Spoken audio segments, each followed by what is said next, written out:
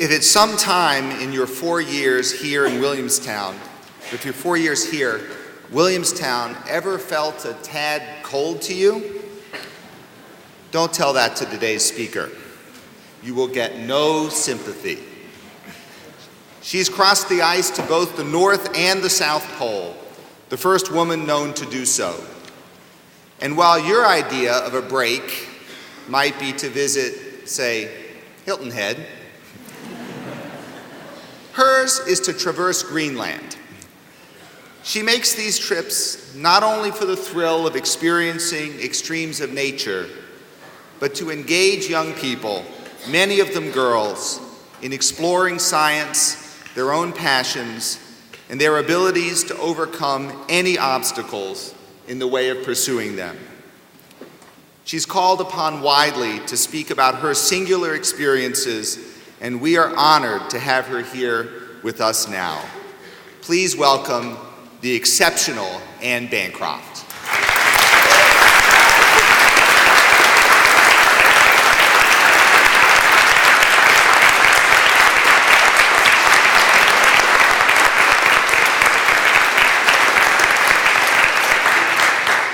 Thank you so much for that warm introduction. Warm.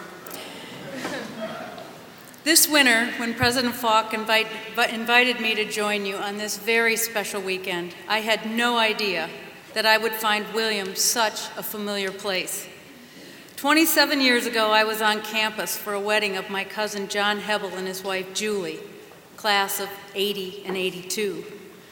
They, like many, met on campus. For them, it was on the ice rink. I thought my connection was just that. My family and I were simply visitors in this beautiful, beautiful place. But as the news trickled out that I would be here tonight, so did the family history with Williams. News to me, and I really was in the dark about a lot of it, but I typically am, news to me was that my great-grandfather, Chester Griggs, attended Williams in 1898 through 1901. My favorite uncle, Chuck Hebel, class of 53, is here tonight. You are my favorite uncle. We even have a relative who received an honorary degree. He was not a polar explorer, but was Attorney General under President Hoover. As the non-academic in the family, I coined a term for this amazing coincidence, hoogity-boogity. There are more Williams presents in my sphere as well. Susan Rowe and her family, my sister's dearest friend, and her husband are in the overflow room because they're kind of rowdy. And I have to do a special shout out, if it's okay, to Maddie Wendt, because I think she had a little something to do with my invitation to being here this evening. I could continue with this list. I'm just blown away by how it keeps happening. One after another, Williams grads keep coming up to me. Kids I coached, who are no longer kids, of course, but they're all incredibly prideful that they are Williams alums. But I'm going to stop here because this is really about all of you, the class of 2011. So without further ado, President Falk, Reverend Spalding, members of the faculty, parents, family members, friends, and most importantly, the members of 2011. Thank you for sharing this occasion with me and members of my family. It is truly a great honor to celebrate the Baccalaureate with you and your families. I am especially honored to accept an honorary degree tomorrow when all of you have worked so hard for yours. And I expect you'll feel a bit of that well-deserved relief by day's end tomorrow. That is, if you're not speeding ahead in your mind about what you're going to do for the rest of your life, because that will bring on sure terror faster than anything. I must say that I'm feeling a sense of anxiety tonight, although for very different reasons. To serve this honor and this celebration with words that might in turn serve all of you, well, I suppose this is where I earn my weight in salt. My gratitude extends to Reverend Spalding, who wrote to me last January the most beautiful and inspiring letter, an eloquent invitation to share reflections on what I've gained during my own adventures. His words inspired me not only with deep awe for what is Williams, a very thoughtful and world-conscious place of higher learning, but Williams is an institution that loves its students while expecting great things from you here and out in the world when you leave. Clearly, the college expects that you will take Williams with you. And as I have read, you, in fact, are Williams. It's all over your website from this day forward. One sentence in Reverend Spalding's letter stood out for me as he described the purpose and spirit of this baccalaureate tradition. He said, "We try to construct a service that can be summons to your continued engagement in a quest for a better world, and an opportunity, perhaps, for you, class of 2011, to catch a glimpse of the sweeping wholeness and goodness of your lives and life itself." There is another theme echoing among the mementos that symbolizes Williams, the beautiful mountains and rivers that surround this college. Great expectations for ourselves. How do we measure our lives? In the context of the natural world, these are themes that guide me as well. As I look back on 30 years since I graduated from college, there is a bit of a paradox in the notion that I could have considered wholeness of my own life back then. I am speaking tonight from the perspective of 30 years, hence, hard for me to believe. And it might still be a challenge for me now in my life to measure whole, given that there are still so many places left to go and so many things to do. In 1981, with a fresh degree in my hand from the University of Oregon, my hopes to be a member of the Olympic hockey team dashed, my rowing career lackluster, my dream to gain a teaching job in the Pacific Northwest vanished by a depressed economy, I packed up my VW bug and returned to my parents' home in Minnesota. Depressed economy, living with parents. Could be any graduate's nightmare in just about any decade. After several months, I got my first job as an elementary teacher in a tiny Catholic school in an old immigrant neighborhood. At that moment, I had more questions than confidence. In my life, this was that moment, whole. It did not cross my mind. I had hopes and I had dreams, and I did feel some slim notion of grace that all would be well and all matter of things would be well. If Reverend Spalding had asked me in 1981, "Are you ready to make this world a better place?" I might have answered yes, followed by maybe later. I need to settle in my job first, look for a second job to supplement the first, since I couldn't possibly live off of that teaching salary. And I need to find an affordable apartment, and most importantly, I need to assure my parents that I am a grown-up now.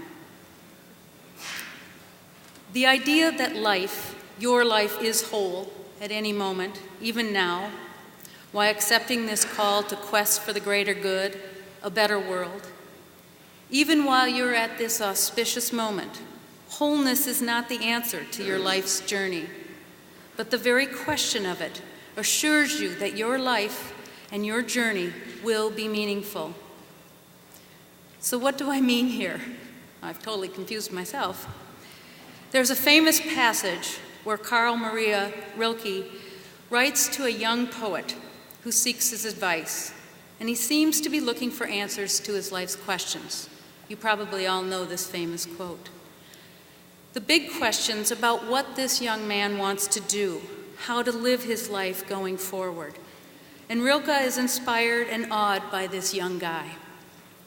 Rilke says, "I am touched by your beautiful anxiety about life. I feel that there is no one anywhere who can answer for you those questions and feelings, which in their depths have a life of all their own.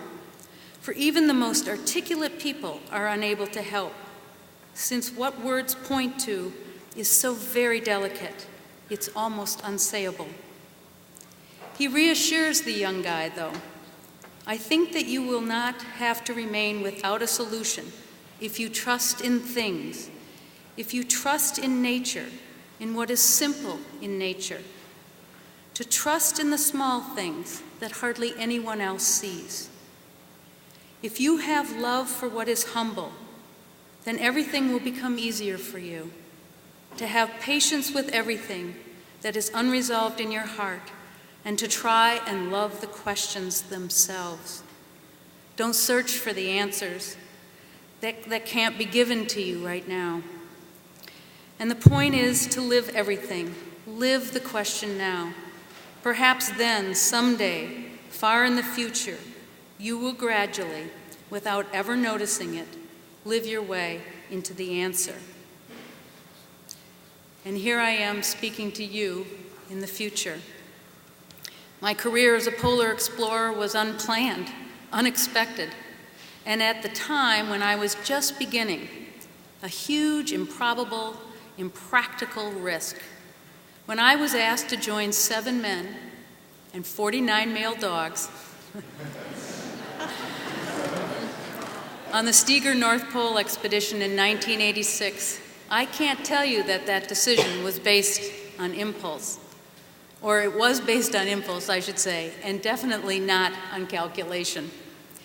It seemed a huge risk to take a leave from my teaching job, which I loved, and exchange it for a very minimal life in the north woods of Minnesota. There I would train with a group of strangers, living for long, cold months, tucked in a tiny tent, away from family and friends. No pay, the only woman, and a good dose of uncertainty, only to leap off to a 57-day expedition across a frozen, often shifting sea ice to reach the North Pole. To top that off, we would try and do this expedition like the early explorers, using only compass and sextant, and without any outside support. Reaching the North Pole on May 1st, 1986 was, believe it or not, my childhood dream. I'm kind of a weird kid. After 2 months of back-breaking work, both by dogs and people, we returned to the modern world, believe it or not, by plane. In an instant, we stood on the tarmac of the St. Paul Airport, having left the frigid temperatures of the Arctic, to enter the real world of 85 above zero heat and a crowd of people, not just my parents and sibs, cousins and grandparents, as I had expected, but a crowd of over 1,000 people who were there to greet us. And for the first time in my life, I became conscious that a decision I made many, many months ago, and to accept an opportunity to have a once-in-a-lifetime challenge, a childhood dream, would be impacted or would impact so many more people than my family's circle, and certainly myself. Today, the expeditions I organize are not just private experiences, although traveling in small teams with a commitment to personal truth has everything to do with my life's work. Over time, I have come to realize that the platform for my life's work was built by the historical record. To be the first known woman to reach the North Pole, to cross Greenland on skis and the continent of Antarctica with the first all-women's team, my passions have grown into the responsibilities of my life's work. Even as I set my sights on expanding the expedition to involve a global impact, to collaborate with women leaders from each of the Earth's 7 continents in the year to come, I realized that making history is not the real prize. To organize expeditions that include taking school kids around the globe with me gives me hope and the stamina to pull those heavy weights. Lately, we have adopted to pulling 250-plus pound sleds ourselves, leaving the sled dogs at home. Our sleds, loaded with supplies that would sustain us on our journey, fuel, tents, food, things like that, include kids. Curriculum that we've worked on over the years and technology interfaces allow my personal dreams to translate into meaningful teaching tools for teachers and, in turn, learning experiences for children. When the weight of the sled seems overwhelming, I need only to turn and imagine the millions of kids riding on top of my sled, cheering me on, assuring me that I can do it, that I must do it. More than any single motivation is that the children on our planet who fuel a direct link to my internal compass is what keeps me going. My purpose is to share the exhilaration of the journey with these people, these young people, fueled by the challenges that always teach me. As an educator, adding curriculum to the expeditions gives me a vehicle to purpose well beyond my own goals and ambitions. What I receive in return is immeasurable. Merging my passion for the outdoors and my purpose as a teacher answers one of the big questions: why do I do what I do?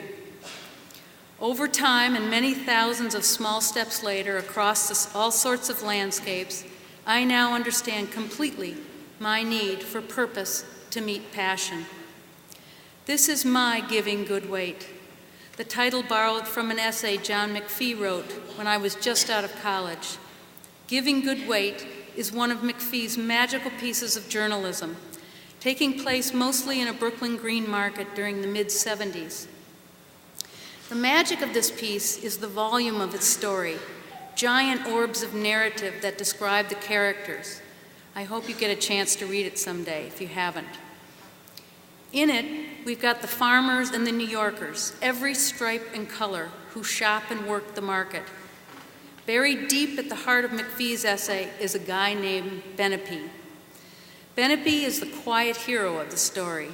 He is the architect, city planner who creates the farmers market. And as it turns out, he's a Williams graduate, class of '50, hoogity boogity. Giving good weight literally refers to weighing produce to gauge its fair cost. But it's also a second layer of meaning, the deeper purpose and success of one's calling, beyond the measure of one's achievement. Now, why did this story pop up in my mind in relationship tonight, you might ask? And my family is back there snickering because we have a little farm outside the Twin Cities, and I have taken to raising chickens, as much for their eggs as for the delight they bring to our yard. At $3 a dozen, the sale of eggs is not a profitable enterprise, but our chickens certainly give good weight, from valuable manure to being what I think, at least I think, are adorable animals to watch and interact with. I love my birds. Giving good weight for me means much more than the literal measure of things. It's also about what is simple, the small things that hardly anyone sees. It's what Rilke means when he says, trust in the small things that can suddenly become huge, immeasurable.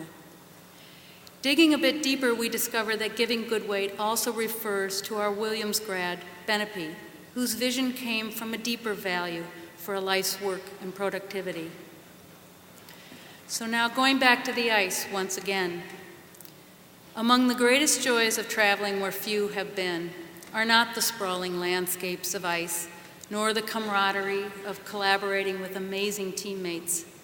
The challenge and gratification of the ice, including the years of anticipating and planning, is actually that. Planning is what makes an expedition possible, but it is the unexpected that defines the experience.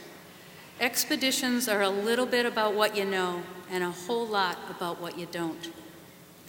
Expeditions don't provide a predictable career path. They are not paths with financial security nor corner offices. But I can tell you that the explorer's life is never dull.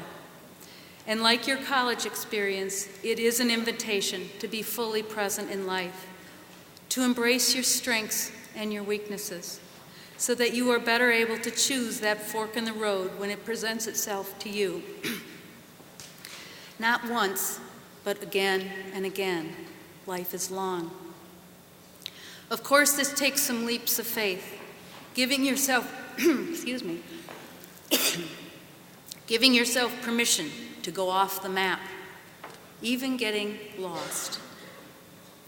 I am privileged to have stood at the top and the bottom of the world.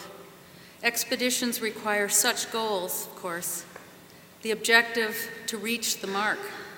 But with many years of looking back on such accomplishments, I now trust in the knowledge that goals are merely waypoints, as the Inuits say, inukshuks and cairns. They are just something to direct your passage. The expeditions, the diplomas, making history, if you will, are only meaningful if we can say, in some small way, that we are participating in the larger world for the better, giving our good weight.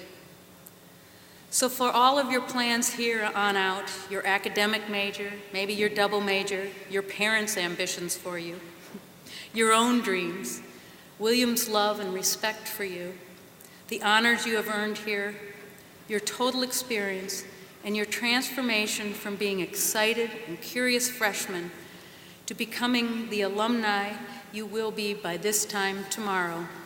The whole 9 yards, so to speak, all of your history up to this point has prepared you well for the unexpected fork in the road, the call that will greet you to give good weight in everything. To be Williams means to give good weight, to courageously step into the world, to be curious and to explore, to be a forever student, hungry to live the questions. And I can tell you the world is waiting for you, and the world needs you. Thank you so much.